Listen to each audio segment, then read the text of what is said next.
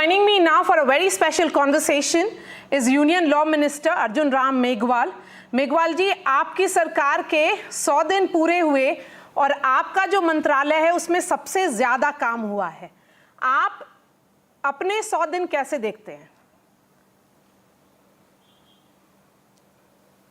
देखिए मारिया जी, पहले तो मैं आपके माध्यम से आज का दिन क्यों महत्वपूर्ण है, पहले तो मोदी जी के तीसरे कार्यकाल के 100 दिन पूरे हुए हैं।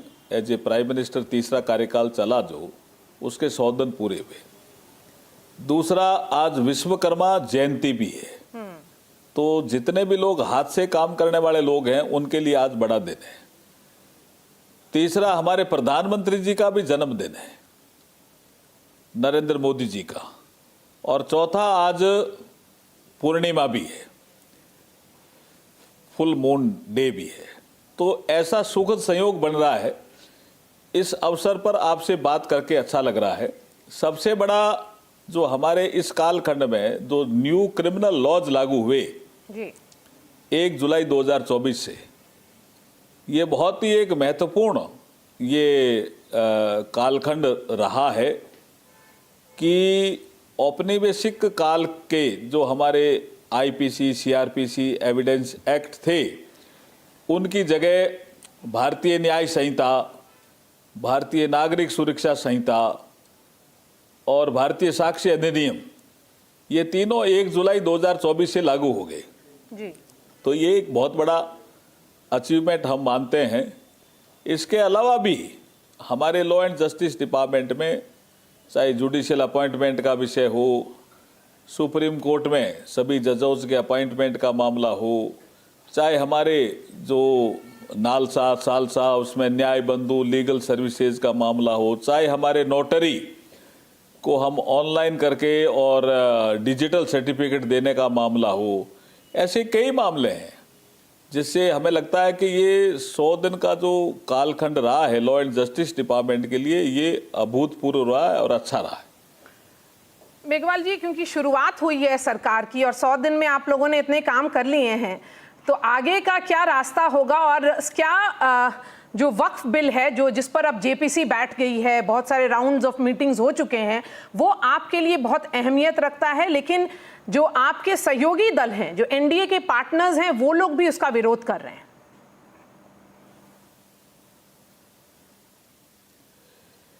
देखिए, जो वक्फ पे जो अमेंडमेंट आया है जी, ये अमेंडमेंट जो मुस्लिम समाज के जो लोग थे, जो पीड़ित थे वक्फ बोर्ड से, वक्फ कानून से, उनके रिप्रेजेंटेशन बार बार आ रहे थे कि इसमें संशोधन होना चाहिए। इसके आधार पर इसमें संशोधन आया है।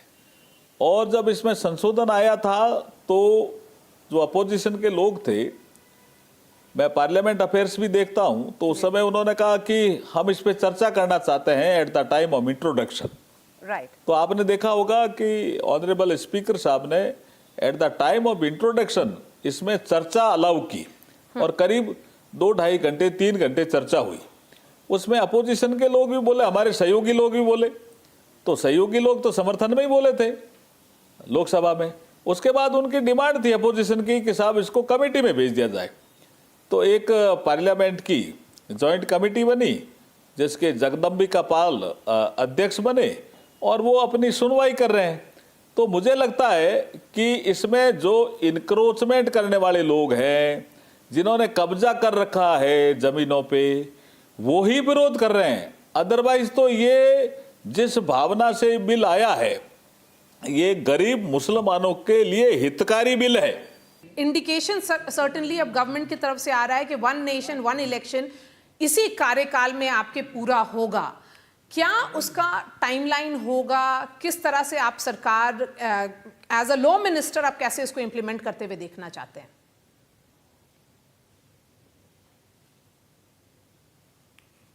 किसको? आप 1 नेशन 1 इलेक्शन की बात कर रहे हो क्या मारिया जी? जी जी जी। नहीं, मैंने आपको बताया ना कि हमारे भूतपूर्व राष्ट्रपति आदरणीय रामनाथ कोविंद जी की अध्यक्षता में एक कमेटी बनी थी। उसने एक रिपोर्ट दी और रिपोर्ट राष्ट्रपति जी को सौंपी थी, और उसके बाद उस पे आप निश्चित मानिए एक अध्ययन भी चल रहा है। और हमारा जो भारतीय जनता पार्टी का जो एजेंडा था, जो संकल्प पत्र था, उसमें भी इसका उल्लेख है। हमारे एनडीए के साथियों से भी हम इसकी चर्चा कर रहे हैं, और इसमें ये जो मोदी 3.0 का जो कालखंड है, इसी कालखंड में ये निश्चित रूप से आएगा, भी निश्चित रूप से आएगा, इसमें कोई शक नहीं है। यूनिफॉर्म सिविल कोड की चर्चा बहुत हो रही है, क्योंकि जब से पार्टी की स्थापना हुई है, भाजपा की स्थापना हुई है, आप उसके साथ उतने सालों से हैं, तो 3 एजेंडा हमेशा रहा है: राम टेम्पल, धारा 370 हटाना और uniform civil code. Uniform civil code क्या मुश्किल हो जाएगा, क्योंकि ये एनडीए की सरकार है, आप लोग का कंप्लीट डोमिनेशन नहीं है?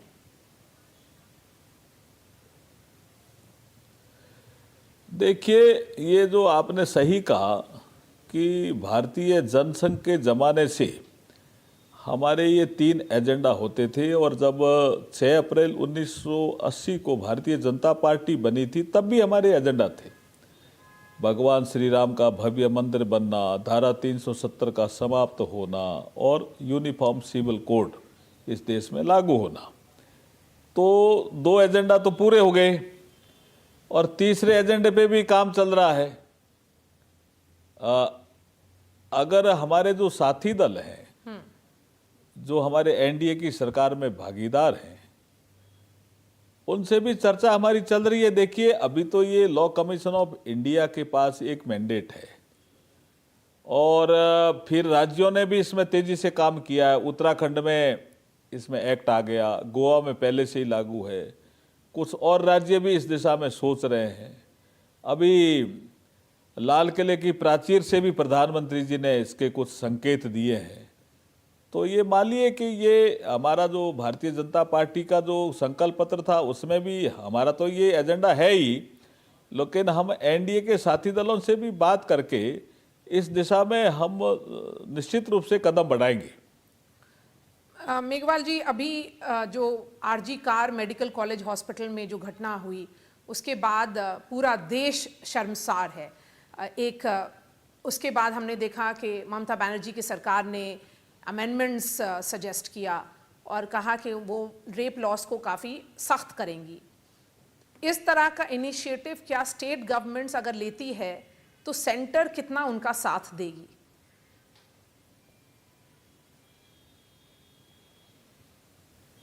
देखिए, ये जो बंगाल में जो कुछ भी हुआ आरजी कार मेडिकल कॉलेज में, ये देश को शर्मसार करने वाली घटना थी।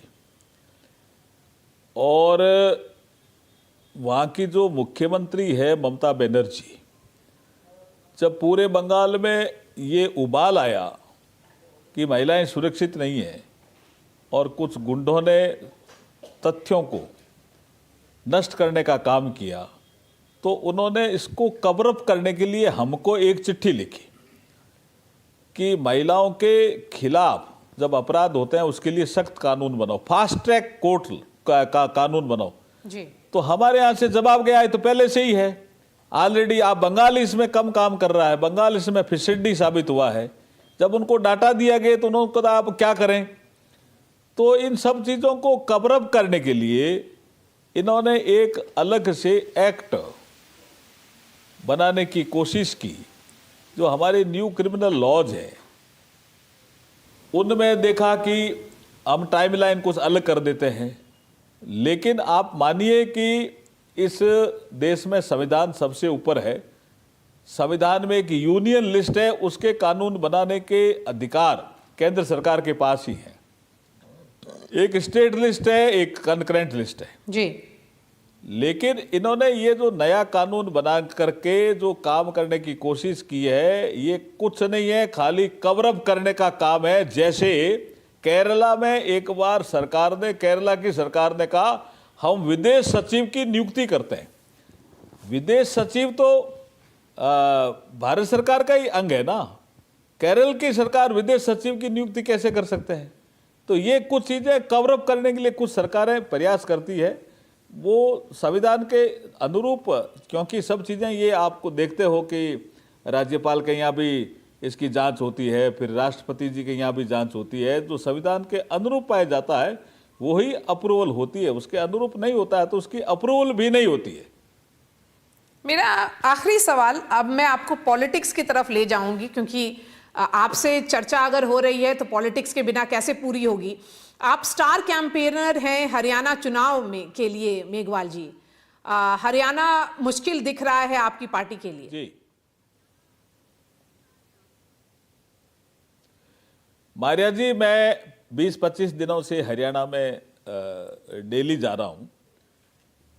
मुझे जो आप ये कह रहे हो कोई मुश्किल नहीं है जी। भारतीय जनता पार्टी मजबूती से चुनाव के मैदान में है।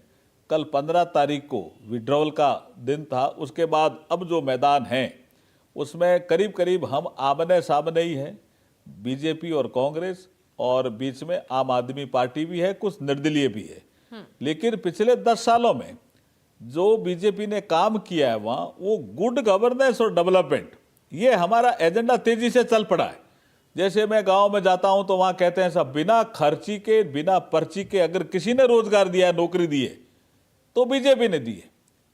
तो हमारा एजेंडा ही गुड गवर्नेंस और डेवलपमेंट है। और अब आप देखिए कि हम, शैलजा जी कांग्रेस की नेता है, हमें उसके बारे में कुछ नहीं कहना, लेकिन एक कांग्रेस के बड़े नेता और उनके समर्थक शैलजा जी के बारे में अपशब्द बोलेंगे तो वहां का समाज, हरियाणा का समाज उसको स्वीकार करेगा क्या? इसलिए चीजें बहुत तेजी से बदल रही है। हम भारतीय जनता पार्टी हरियाणा में मजबूत सरकार बनाने जा रही है मारिया जी।